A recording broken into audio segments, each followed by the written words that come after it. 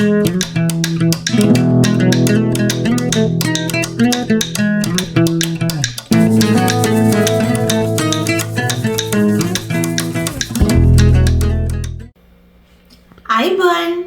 සුබ දවසක් වේවා යාළුවෝ හැම දෙනාටම. අදත් පබා විත් ජපාන් මගේ YouTube channel එකට ඔයාලව සාදරයෙන් පිළිගන්නවා. ඔන්න අදත් ඔයාලට අරගෙන ආවා ඔයාලට ගොඩක්ම වටින වීඩියෝ එකක්. ඒ මොකද්ද කියනවනම් ඔයාලට මෙන්න මේ අද උගන්වන දේත් ජපානයේ කට්ටිය ජපාන් අය අතර ඔයාලා ඉන්නකොට එයාලා කතා කරනවා අනිවාර්යෙන් ඔයාලට ඇහිලා ඇති. ඉතින් ටිකක් අපිත් ආසයිනේ එයාලා අර දිගට කතා කරගෙන යනකොට දැන් අපිත් ආසයිනේ ඒ වගේ කතා කරන්න. ඉතින් අන්න ඒ වගේ කතා කරන්න ගොඩක්ම පාවිච්චි වෙන එකක් තමයි අද ඔයාලට අරගෙන ආවේ. ග්‍රැමර් පාර්ට් එක. ඉතින් අපි තවත් පරක්කු නොකර ඒ මොකද්ද කියලා ඊළඟට ගිහිල්ලා බලමු. ඔන්න ඉතින් මුලින්ම ඔයාලට කියන්න ඕනේ අද කරන්න යන්නේ සාමාන්‍යයෙන් අපි අර එදිනෙදා ජීවිතේදී කතා කරනවා නේද? මේ අද වහින්න වගේ. එහෙම නැත්නම් දැන් සීත කාලේ එන්න වගේ. එහෙම නැත්නම් දැන් රස්නේ කාලේ එන්න වගේ. අන්න ඒ වගේ අර වගේ කියලා දාලා කතා කරන්නේ. අන්න ඒ තේරුම එන්න අපි ජපන් වලින් කොහොමද කතා කරන්න කියලා තමයි අද ඔයාලට කියලා දෙන්න හදන්නේ. ඉතින් මේකෙදිත් මේ වගේ කියන එකට එකම වචනයක් නෙවෙයි යෙදෙන්නේ. සමහර තැන්වල ඒ කියන්නේ නාමපදයක් එක්ක යෙදෙනකොට ඒ වගේම තමයි ක්‍රියාපදයක් එක්ක විශේෂණ පදයක් එක්ක ඉතින් මෙන්න මේවත් එක්ක යෙදෙනකොට මේ වගේ කියන එකට එකම වචන නෙවෙයි යෙදෙන්නේ සමහර තැන්වල පොඩි වෙනස්කම් වෙනවා. ඉතින් ඒවත් ඔයාලට මේ වීඩියෝ එකෙන් බැලුවොත් එහෙම ඔයාලට පැහැදිලිව අඳුන ගන්න පුළුවන්. ඉතින් ඒ වගේම තමයි ඔයාලට කියන්න ඕනේ මේක ටිකක් ඇඩ්වාන්ස් ග්‍රැමර් පාර්ට් එකක්. ඒක නිසා ඔයාලට තේරුම් ගන්න පුළුවන් උපරිම සරලම විදිහට තමයි මම මේ වීඩියෝ එක කරන්න හිතාගෙන ඉන්නේ. එහෙනම් අපි බලමු ඒ මොනවද කියලා. ඔන්න මං අර කලින් කිව්වා වගේ මේ වගේ කියන එකට වචන කීපයක් පාවිච්චි කරනවා. ඉතින් එතනිනුත් මං ඔයාලට අද කතා කරන්නේ සෝදස් කියන එකයි මිතයි දෙස් කියන එකයි. ඉතින් ඒකෙනුත් අපි බලමු මුලින්ම සෝදස් කොහොමද යෙදෙන්නේ කියලා. මුලින්ම කියන්නේ සෝදස් කියන එක ක්‍රියාපදයක් එක්ක කොහොමද යෙදෙන්නේ කියලා. එතනිනුත් ඔයාලට පේනවා මේ උඩ තියෙනවා දෝෂි. ඒ කියන්නේ ක්‍රියාපද. ඒකේ මස්කේ එකත් එක්ක තමයි මේ සෝදස් යෙදෙනකොට කොහොමද හැදෙන්නේ කියලා කියන්න හදන්නේ. ඔන්න ඉතින් යටම තියෙනවා අරිමස්. අරිමස් කියන්නේ තියෙනවා. ඒකට සෝදස් එකතු වුණාම අර මස් එක අයින් වෙලා අරිසෝදස් කියලා හැදෙනවා. ඒ කියන්නේ තියෙනවා වගේ. ඊට පස්සේ නොමෙමස් බොන්න පුළුවන්.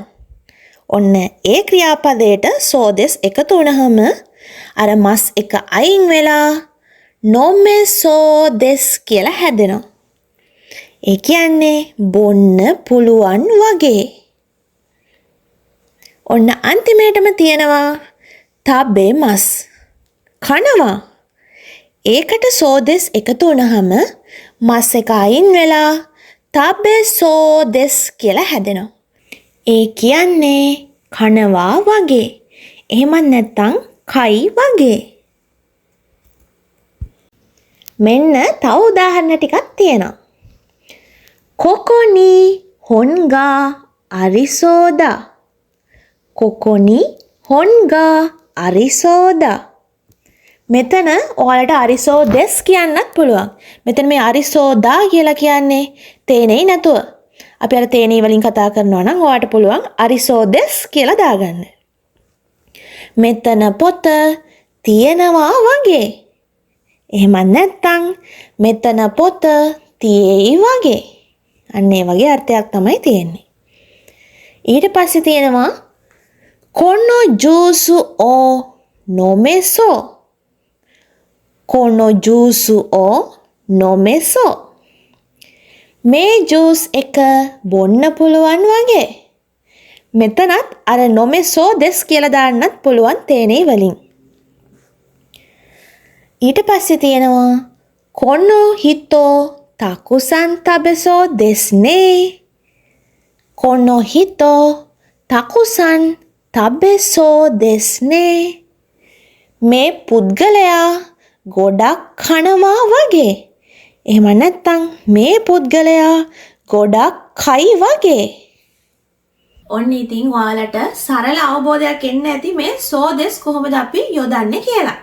ඉතින් මම තවත් උදාහරණ අරගෙන මේකේ කතා කරොත් එහෙම අපි හිතමු ක්‍රියාපදයක් එක්ක යෙදෙනකොට. අපි ඒකට උදාහරණයක් අරගෙන කතා කරමු. ඔන්න දැන් ඔයාලගේ ඉස්කෝලේ හරි කොහොම හරි ට්‍රිප් එකක් ඕගනයිස් කරලා තියෙනවා. ඉතින් දැන් ඔයා ඒක ඔයාගේ යාළුවටත් කියනවා. ඉතින් දැන් යාළුවටත් ඒ ට්‍රිප් එකේ එන්න ඕනේ. ඒවට හරි උත්තරයක් දෙන්නේ නැහැ. ඉතින් යන්න ඕනේ හරි උත්තරයක් දෙන්නේ නැහැ. එතකොට ඉතින් දැන් යන්නත් ඕනේ. ඉතින් දැන් ඔයා එතකොට අනිත් යාළුවත් එක්ක කියනවා එයත් ට්‍රිප් එක යයි වගේ. යාළුවගේ නම කියලා යාළුවා ට්‍රිප් එක යයි වගේ. ඔය අපි කියන්නේ ඉතින් සාමාන්‍ය එදිනෙදා ජීවිතේ. අන්න ඒ වගේ. එතකොට අපිට කියන්න පුළුවන් අර යාළුවගේ නම ඒ කියලා අපි ගමුකෝ. ඒසන්.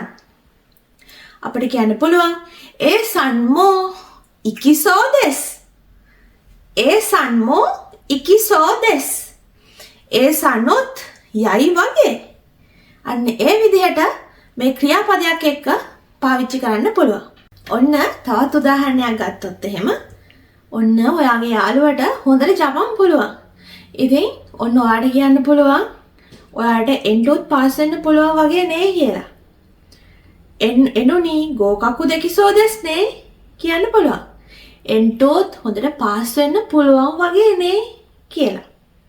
එනුනි ගෝකකු දෙකිසෝ දෙස්නේ කියලා. අන්න මේ වගේ මේ ක්‍රියාපදයක් එක්ක මේ සෝදෙස් කියන එක අපිට පාවිච්චි කරන්න පුළුවන්. ඔන්න මම ඊළඟට කතා කරන්නේ මේ ක්‍රියාපදයක නැතාර්ථය නයිකේ එකත් එක්ක මේ සෝදෙස් එකතු වුනහම කොහොමද හැදෙන්නේ කියලා. පළවෙනියටම තියෙනවා නයි. මේ නයි කියනකොට මේ අග ඊ කැපෙනවා. අග ඊ කැපිලා එතෙන්ට සා එකතු වෙනවා. ඊට පස්සේ සෝදෙස් එකතු වුනහම නස සෝදෙස් කියලා හැදෙනවා. ඔයාලට පැහැදිලි වෙනවා ඇති මෙතන මේ සා මම රතු පාටින් දාලා තියෙන හින්දා. නස සෝදෙස් කියලා හැදෙනවා. ඒ කියන්නේ නැහැ වගේ. තව ඉස්සරහට යනකොට ඔයාලට ගොඩක් පැහැදිලි වෙයි. ඔන්න ඊට පස්සේ උදාහරණේ තියෙනවා නොමෙනයි. නොමෙනයි කියන්නේ අර බොන්න පුළුවන් කියන එකේ නැතාර්ථය. බොන්න බෑ.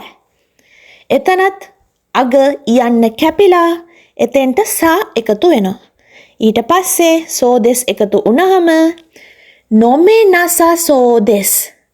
නොමෙනස සෝදෙස් කියලා හැදෙනවා. ඒ කියන්නේ බොන්න බෑ වගේ. බොන්න බැරි වෙයි වගේ. අන්න ඒ වගේ අර්ථයක්. අන්තිමේටම තබෙනයි කන්නේ නැහැ. ඒකෙත් අග ඊ කැපිලා එතෙන්ට ස එකතු වෙනවා. ඊට පස්සේ සෝදෙස් එකතු වුණාම තබෙනස සෝදෙස් කියලා හැදෙනවා. තබෙනස සෝදෙස් කන්නේ නැහැ වගේ. ඔන්න මේකට තවත් උදාහරණ අරගෙන තියෙනවා. අපි බලමු ඒ මොනවද කියලා. පළවෙනියටම තියෙනවා කොකොනි හොන්ගා නසසෝදා. කොකොනි හොන්ගා නසසෝදා. එහෙම නැත්නම් අර කලින් කිව්වා වගේම තේනේ වලින් ඔයාලට දාගන්න පුළුවන් නසසෝදෙස් කියලා. මෙතන පොත නැහැ වගේ. ඊළඟ උදාහරණේ කොනො ජූසු ඕ නොමෙනසසෝ. කොනො ජූසු ඕ නොමෙනසසෝ. අර කලින් වගේ එහෙමනම් නොමෙනසසෝ දෙස් කියලා තේනේ වලින් අපි කියනවා නම් දාගන්න පුළුවන්. මේ ජූස් එක බොන්න බෑ වගේ. එහෙම නැත්නම් මේ ජූස් එක බොන්න බැරි වෙයි වගේ. අන්තිම උදාහරණේ කොනො හිතෝ තකුසන් තබෙනසසෝ දෙස්නේ. කොනොහිතෝ තකුසන් තබෙනසසෝ දෙස්නේ. මේ පුද්ගලයා ගොඩක් කන්නේ නැහැ වගේ.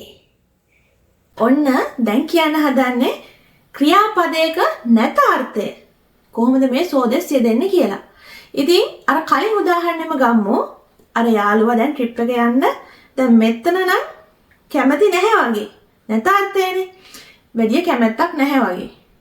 ඉතින් දැන් ඔයාට කියන්න පුළුවන් අනිත් යාළුවොත් එක්ක අර එනවද කියලා අහුවොත් එහෙම එයත් එන්නේ නැහැ වගේ. ඒසන් ඉකනසසෝ දෙස්නේ කියලා. ඒ කියන්නේ ඒසන් යන්නේ නැහැ වගේනේ කියලා ඉකනසසෝ දෙස්නේ කියලා කියන්න පුළුවන්. ඒක උදාහරණයක්. ඉතින් තවත් එකක් ගත්තොත් එහෙම ඔන්න දැන් ඔයා ජපන් ඉගෙන ගන්නවා. ඉතින් දැන් ඔයා N2 ලියනවා N2 pass papers කරනවා. ඉතින් ඔයාට හිතෙනවා මේ N2 pass papers බලනකොට ටිකක් අමාරුයි වගේ. මේ පාර ලියන්න බැරි වෙයි වගේ. පාස් වෙන්න බැරි වෙයි වගේ කියලා හිතනවා. ටිකක් අමාරුයි කියලා. ඉතින් දැන් තව යාළුවෙක් අහන්න පුළුවන් ඔයාගේ N2 ලියනවාද කියලා ඔයා. ඉතින් ඔයාට කියන්න පුළුවන් එනුනි මුසුකාෂී දෙස්නේ දෙකින සසෝ දෙස්නේ කියලා. ඒ කියන්නේ ගෝකකු දෙකින සසෝ දෙස්නේ කියන්න පුළුවන්. එනුනි මුසුකාෂී දෙස්නේ ගෝකකු දෙකින සසෝ දෙස් කියලා කියන්න පුළුවන්. ඒ කියන්නේ මේ N2 ටිකක් අමාරුයි පාස් වෙන්න බැරි වෙයි වගේ කියලා කියන්න පුළුවන්. අන්න ඒ වගේ මේ ක්‍රියාපදයක නැත අර්ථය මේ සෝදෙස් කොහොමද යෙදෙන්නේ කියලා ඔයාලට පැහැදිලි වෙන්න ඇති. ඔන්න අපි ඊළඟට කතා කරන්නේ ඊ කේයෝෂිත් එක්ක. ඒ කියන්නේ ඊ විශේෂණත් එක්ක. කොහොමද මේ සෝදෙස් එකතු වුනහම හැදෙන්නේ කියලා. එතනත් ඔයාලට කලින් කිව්වා වගේම සෝදා කියලා කතා කරන්නත් පුළුවන් තේනේ නැතුව. තේනේ දාලා සෝදෙස් කියලා දාලා කතා කරන්නත් පුළුවන්. මෙතන උදාහරණයට අරන් තියෙන්නේ සමුයි කියන වචනේ. සීතලයි වගේ කියලා අපිට කියන්න.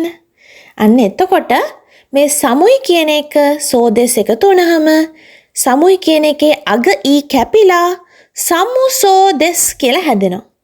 එහෙම නැත්නම් සම්මුසෝදා කියලා හැදෙනවා. මෙතන පහළ තියෙන උදාහරණේ අෂ්ටනෝ තෙන්කිගා සම්මුසෝදෙස්. අෂ්ටනෝ තෙන්කිගා සම්මුසෝදෙස්. එහෙම නැත්නම් සම්මුසෝදා. හෙට කාලගුණය සීතලයි වගේ. හෙට කාලගුණය සීතලයි වගේ. සමුසෝදෙස්. ඔන්න ඔයාලත් එක්ක දැන් කතා කරන්න හදන්නේ මේ සෝදෙස් කියන එක විශේෂණ පදත් එක්ක කොහොමද අපි යොදන්නේ කියලා. ඉතින් එතනත් දැන් මුලින්ම කතා කරන්නේ ඊ කේයෝෂිත් එක්ක කොහොමද යෙදෙන්නේ කියලා. ඒ කියන්නේ ඊ විශේෂණ. අකට ඊ වලින් අවසන් වෙන්නේ. අන්න ඒවා. ඉතින් අපි මුලින්ම ගමු දැන් සමුයි කියන වචනේ. සමුයි කියන වචනේ අපි දාලා ඒකට මොකක් හරි දැන් ඔයාලට කියන්න පුළුවන් එළිය සීතලයි වගේ. සොතෝ සමුසෝ දෙස්නේ කියලා. සොතෝ සමුසෝ දෙස්නේ. එළිය සීතලයි වගේ නේ කියලා කියන්න පුළුවන්. ඉතින් තවත් උදාහරණයක් ගත්තොත් එහෙම අපි හිතමු දැන් ඔන්න ඔයා යාළුවොත් එක්ක යනවා රාමෙන් කන්න රෙස්ටොරන්ට් එකට යනවා. ඔන්න ඉතින් දැන් මෙනු එක බලනකොටම ඔන්න දැන් රාමෙන් එකක් තියෙනවා. ඒක පෙනුමෙන්ම පේනවා මාර සැරයි කියලා ඔයාලට පෙනුමෙන්ම පේනවා. ඉතින් ඔන්න ඔයාට යාළුවාට කියන්න පුළුවන් කොරේ මෙච්ච කරසෝදෙස් නේ කියලා. මේක මාර සැරයි වගේ නේ කියලා. කොරේ මෙච්ච කරසෝදෙස් නේ. මෙතන මේ මෙච්ච කියන එක ගොඩක් සැරයි කියන්න මෙතන පොලයිට් නෙවෙයි අර සාමාන්‍ය යාළුවොත් එක්ක අපි කතා කරන්නේ. අන්න එතකොට පාවිච්චි කරන්න පුළුවන්. මෙච්ච කරසෝදෙස් නේ. ගොඩක් සැරයි වගේ නේ. මෙන්න මේ වගේ මේ ඊකේ යෝෂිත් එක්ක පාවිච්චි කරන්න පුළුවන්. ඔන්න ඊළඟට කතා කරන්නේ නාකේ යෝෂිත් එක්ක. ඒ කියන්නේ නා විශේෂණ පදයකට සෝදෙස් එකතු වුනහම කොහොමද හැදෙන්නේ කියලා. එතනත් අර කලින් වගේම සෝදා කියලා අපිට කතා කරන්නත් පුළුවන් දාලා තේනේ නැතුව. මෙතන අරගෙන තියෙන්නේ ගෙන්කිනා ප්‍රබෝධමත්. මෙතන මේ ගෙන්කිනා කියන එකේ නා අයින් වෙලා සෝදෙස් එකතු වුණාම ගෙන්කි සෝදෙස් කියලා හැදෙනවා. එහෙම නැත්නම් ගෙන්කි සෝදා. මෙතන උදාහරණයට අරගෙන තියෙන්නේ කියෝවා ගෙන්කි සෝදෙස් නේ. කියෝවා ගෙන්කි සෝදෙස් නේ. එහෙම නැත්නම් කියෝවා ගෙන්කි සෝදානේ. ගෙන්කි සෝදානේ. අර කලින් කිව්වා වගේ. අද ප්‍රබෝධමත් වගේ නේ. දැන් අපි බලමු නා කේයෝෂිත් එක කොහොමද මේ සෝදෙස් කියන එක යෙදෙන්නේ කියලා. ඒ කියන්නේ නා විශේෂණත් එක්ක. එතෙන්ට අපි ගමු කන්තන්. කියන්නේ ලේසි. ඔන්න ඉතින් දැන් ඔයා දැන් විභාගයක් ලියන්න යනවා. ඔන්න දැන් පේපර් බෙදලා ඔයාලට පේපර් එක හම්බ වෙනවා. ඔන්න ඉතින් දැන් පේපර් එක උඩින් ඉඳන් යට ටිකක් බලපුවම ඔයාලට හිතෙනවා මේක මාර ලේසියිනේ කියලා. කොරේ මෙච්ච කන්තන් සෝදෙස් නේ කියලා ඔයාලට හිතෙනවා. එහෙම නැත්නම් කොරේ මෙච්ච කන්තන් සෝ කියලා හිතෙනවා. ඉතින් අන්න ඒ විදිහට ඔයාලට මේ නාකේයෝෂිත් එක්ක මේ සෝදෙස් කියන එක පාවිච්චි කරන්න පුළුවන්. ඔන්න මම ඔයාලට මුලින්ම කිව්වේ අද ඔයාලට කියන්නේ සෝදෙස් කියන එකයි මිතයි දෙස් කියන එකයි. ඔන්න ඉතින් දැන් කියන්න හදන්නේ මේ මිතයි දෙස් කියන එක. එහෙම නැත්නම් මිතයි. තව දෙයක් තමයි කලින් කිව්ව සෝදෙස් කියන එක නාමපදයක් එක්ක පාවිච්චි වෙන්නේ නැහැ. ඒ වෙනුවට ඔයාලට මේ මිතයි දෙස් කියලා දාලා කතා කරන්න පුළුවන්. මේක නාමපදයක් එක්ක යෙදෙනකොට පාවිච්චි කරනවා. අපි කියන්නේ අර යම් කිසි දෙයක් වගේ කියලා. අන්න එතකොට මේ මිතයි කියන එක පාවිච්චි කරනවා. මෙතන උදාහරණයට තියෙනවා කොරේ කබන් මිතයි. එහෙම නැත්නම් කොරේ කබන් මිතයි දෙස්. මේක බෑග් එකක් වගේ. ඊළඟ උදාහරණේ කොකෝ කරා මිරුතෝ කුරුමා මිතයි. එහෙම නැත්නම් කොකෝ කරා මිරුතෝ කුරුමා මිතයි දෙස්. මෙතන ඉඳන් බලපුවම වාහනයක් වගේ. අන්තිම උදාහරණේ කිච්චින් අරුනොදේ ඊයේ මිතයි. එහෙම නැත්නම් කිච්චින් අරුනොදේ ඊයේ මිතයි දෙස්. කුස්සියක් තියෙන නිසා ගෙදරක් වගේ. ඔන්න ඉතින් මේ සෝදෙස් කියන එක නාමපදයක් එක්ක පාවිච්චි වෙන්නේ නැහැ. අර මං කලිනුත් කිව්වා වගේ. ඉතින් අන්න ඒ වෙනුවට ඔයාලට පාවිච්චි කරන්න පුළුවන් මේ මිතයි කියන එක. ඔයාලා අහලත් ඇති ගොඩක් අය කතා කරනකොට මිතයි දෙස් කිය මොනවද එක ඇඩ් කරලා කතා කරනවා. ඉතින් අපි බලමු නාමපදයක් එක කොහොමද ඒක පාවිච්චි කරන්නේ කියලා. ඉතින් ඔන්න දැන් ඔයා මොකක් හරි එකක් දකිනවා. ඒක මලක් වගේ. කොරේ හන මිතයි දෙස් නේ. එහෙම නැත්නම් කොරේ හන මිතයි දෙස් කියන්න පුළුවන්. මේක මලක් වගේ. එහෙම කියන්න පුළුවන්. එහෙමත් නැත්නම් ඔන්න දැන් ඉතින් ඔයා දකිනවා ඔහොම දැන් පාරේ යනකොට යාළුවොත් එක්ක කියමුකෝ. ඔයා යනකොට දකිනවා බිල්ඩිමක් ඒක නිකන් පන්සලක් වගේ. ඔයාලට කියන්න පුළුවන් අර ඔතර මිතයි දෙස් නේ කියලා. අර ඔතර මිතයි දෙස් නේ. අරක පන්සලක් වගේ නේ කියලා. ඒතකොට සාමාන්‍ය අපි කතා කරද්දී කියන්නේ. ඉතින් අන්න ඒ වගේ. ඉතින් මෙන්න මේ විදිහට ඔයාලට මේ නාමපදයක් එක්ක මේ මිතයි දෙස් කියන එක පාවිච්චි කරන්න පුළුවන්. එතකොට වගේ කියන්නේ නාමපදයක් එක්ක අපි මේක වගේ කියන්න මේ මිතයි කියන එක පාවිච්චි කරන්න පුළුවන්. ඔන්න ඉතින් අද වීඩියෝ එක මේක මේ ග්‍රැමර් පාර්ට් එක ගොඩාක් දුරට විහිදලා යන පරාසයක් තියෙන්නේ. ඉතින් ඒක ඔයාලට ගොඩක් කෙටියෙන් ඔයාලට පැහැදිලි වෙන්න තමයි කරේ ගොඩක් සරලවම.